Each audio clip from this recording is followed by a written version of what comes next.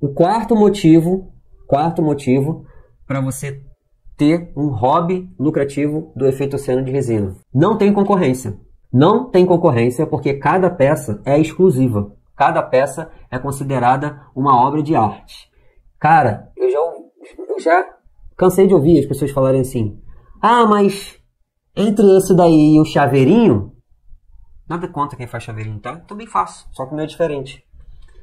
Entre esse e o chaveirinho é mais fácil vender o chaveirinho. Pô, com certeza. Entre o Angus e o A100 é mais fácil vender o A100. Entre a Ferrari e o Fiat Mobi é mais fácil vender o Fiat Mobi.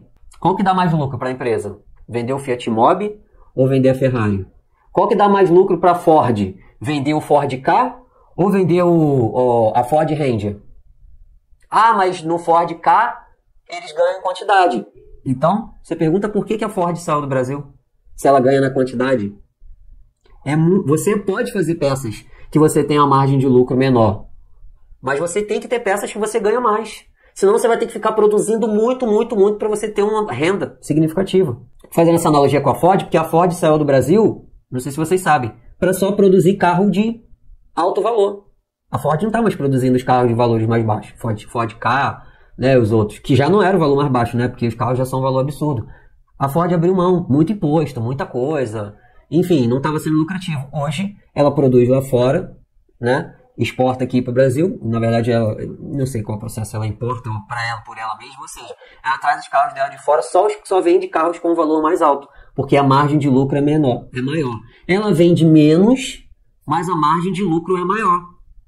Então pensa nisso. O que é melhor? Você produzir 100 peças, e ter que vender as 100 peças para você ter uma margem, tipo, por exemplo, cara, R$30. Você vai ter que fazer, para você fazer 3 mil no mês, você vai ter que criar 100 peças de R$30 e vender as 100 peças de R$30. Para você fazer 3 mil em um mês com uma peça, por exemplo, dessa daqui de 130, são 23 que você tem que produzir e vender. Olha a diferença, você tem que fazer 100 vendas de 30 ou 23 de 130. Então é isso que você precisa começar a pensar. Você pode ter as pequenas, tá? Nada mal. Mas a que vai te dar margem de lucro são as maiores. Não estou falando maior, grandano não, porque também tem os porta-copos, né? Tem os porta-copos, tem as peças menores. Mas isso não concorre. Essas peças aqui, elas não concorrem com as peças menores. Nem de efeito oceano, nem de nenhum outro artesanato de resina. Por quê? Porque esse trabalho que a gente faz aqui, ele é um trabalho para um cliente específico. Muitos trabalhos de resina são produzidos aleatoriamente. As pessoas produzem para quem quiser comprar. Mas esse daqui é produzido para um cliente específico. Ou seja, é uma arte exclusiva que você não consegue nunca fazer uma igual a outra. Além disso, é uma arte para um cliente específico, que é o que gosta do mar. Se ele não gosta do mar, ele não vai se interessar em comprar. A não ser que ele queira dar de presente para alguém que se interessa em comprar. Tá? Então, cada peça ela é considerada uma arte exclusiva e ela não concorre com outras peças menores. Inclusive, se você tiver peças menores e estiver vendendo essa daqui, se a pessoa comprar essa daqui, ela vai comprar também uma peça menor, um chaveirinho de uma pranchinha, ou se você quiser dar de brinde, mas se você estiver vendendo, ela vai vender, vai comprar também. Mas você não pode ficar dependendo de uma pecinha pequenininha, que dá trabalho de produzir, né? Muitas peças de resina dão muito trabalho de produzir e a margem de lucro é pequena. E se você faz isso, se você vai continuar fazendo, cara, continua fazendo. Eu não estou aqui para criticar, não. Tá? Inclusive, eu admiro muito quem faz, porque é muito difícil fazer esse tipo de peça, os chaveiros e tal. Dá um trabalho do cacete. Eu já tentei, sabe? Eu não quero, sinceramente, eu não quero fazer peças de resina de molde. Muitas pessoas falam, ensina, Guto. Cara, eu não quero. Porque é muito trabalho que dá pra fazer e a margem de lucro é muito pequena. Não dá pra você cobrar R$80 no chaveiro. Pequenininho, de letra. Até dá, mas assim, você vai ter que pegar um público classe A mais, para pagar 80 ou 100 reais no chaveiro, tá?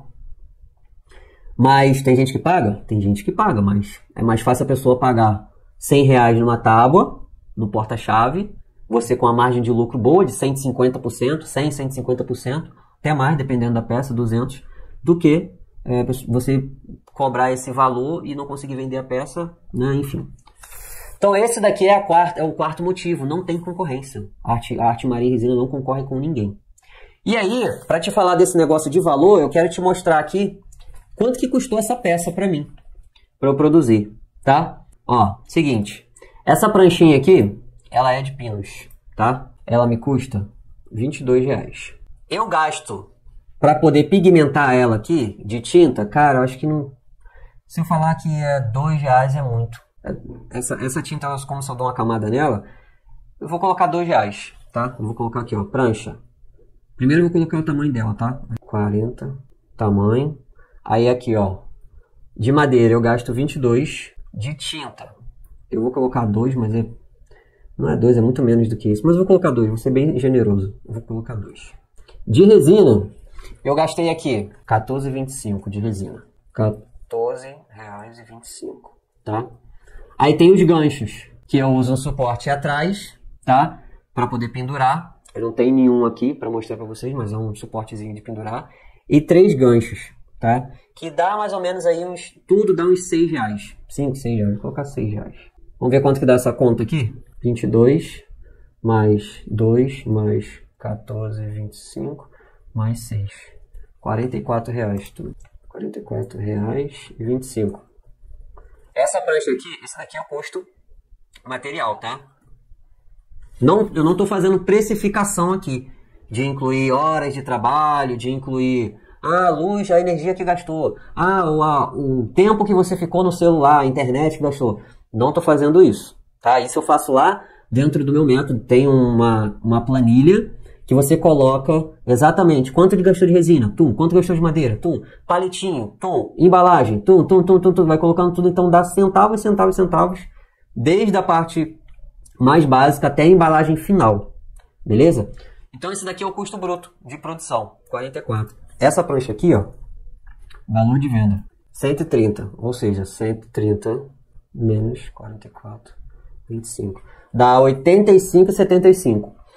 Ou seja, se eu cobrasse aqui, ó, 85, se eu cobrasse aqui R$80 nessa prancha, eu estaria ganhando 100% de lucro.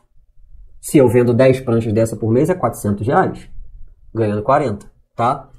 Mas eu ganho 85, na verdade aqui eu ganho 150, quase 150% de lucro, tá? Numa pranchinha dessa daqui, que você consegue terminar ela em 1 a 2 dias, fazendo em etapas.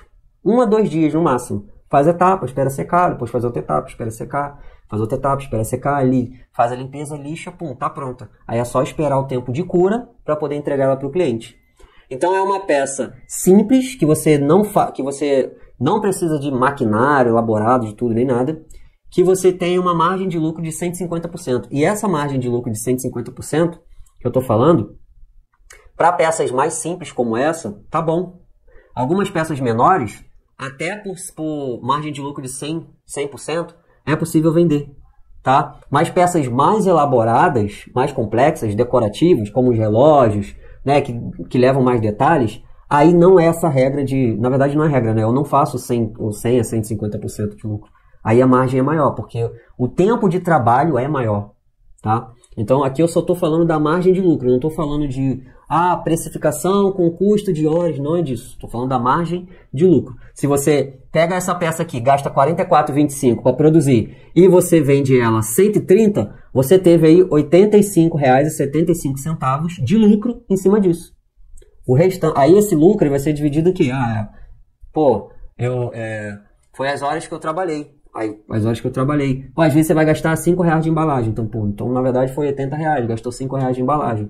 Tudo isso eu tenho detalhado lá na planilha, mas aqui é só um cálculo para ver que você coloca 44 e vende e volta 130, tá? Essa pranchinha aqui, ó, deixa eu abaixar aqui.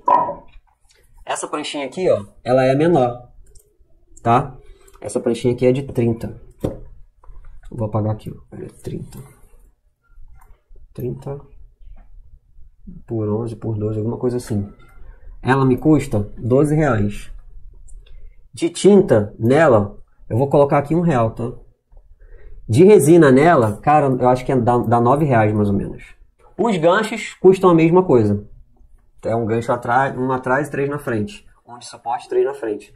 Então vai dar aqui, ó, 9 com 6, 10, 16, R$ 28,00 custo de material. Valor de venda dessa pranchinha aqui, ó. R$ 80,00, pelo menos. Dessa daqui. Se eu vendesse essa pranchinha aqui, tá? A R$ 60,00, eu já estaria ganhando margem de lucro de 100%. Que eu gastei 28. Até um pouquinho mais, né? Mas eu vendo a 80. Então é uma margem de lucro de quase 150%. Só para você ter uma ideia. Peças pequenas, a margem de lucro fica aí em torno de 100 a 150%, em média. Mas, ó, isso daqui depende do seu público. Se você mora numa região que, caraca, só tem rico na minha região. Eu moro numa cidade abastada. Você consegue jogar a tua margem muito maior, vender as peças muito mais caras, né? Mas, no mínimo, é isso daqui, 100 a 150%. No mínimo, no mínimo. Se você tá vendendo, vai vender peças abaixo da margem de 100%, cara, você está correndo um risco desnecessário. Talvez você precise se posicionar melhor, sabe? Como artesão de alto padrão, precise produzir peças de maior qualidade para você conseguir vender as peças com o mínimo de margem de lucro possível. E não abaixar a sua margem de lucro para poder vender.